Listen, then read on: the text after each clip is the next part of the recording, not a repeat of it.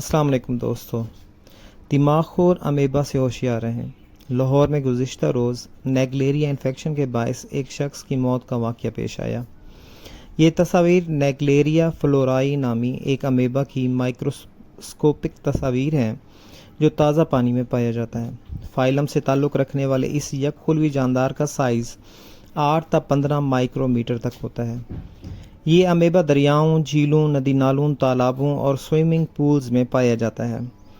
لازمی نہیں کہ نیگلیریا فلورائی ہر جھیل یا دریا میں یا دریاؤں کے ہر حصے میں پایا جائے، لیکن اگر تیراکی، غوطہ خوری یا نہاتے وقت یہ ناک میں چلا جائے تو ناک کے راستے دماغ تک پہنچ جاتا ہے اور دماغ کو تباہ کر دیتا ہے۔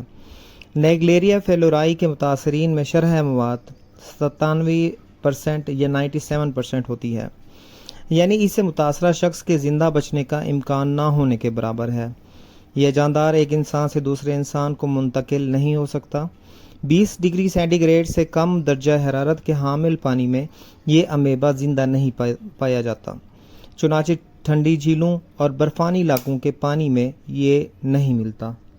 اگر کوئی شخص اسے غلطی سے نگل لے یا منہ کے راستے جسم میں چلا جائے تو یہ انفیکشن کے باعث نہیں بنے گا، تاہم ناک کے راستے اس کا جسم میں داخل ہونا جان لیوا ثابت ہو سکتا ہے۔ دماغ خور امیبا سے متاثرہ شخص کو اینٹی فنگل اور اینٹی پیراسائٹیکل ادویات کے ذریعے علاج کیا جاتا ہے، تاہم اس بات کے امکانات محدود ہیں کہ متاثرہ شخص ریکور ہو سکے۔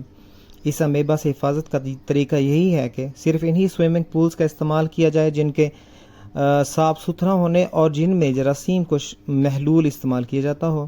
کسی بھی تالاب، ندی، جھیل میں نہاتے وقت اپنا سر پانی سے باہر رکھیں۔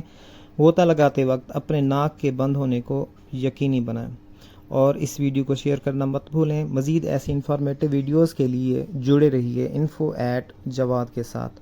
شکریہ۔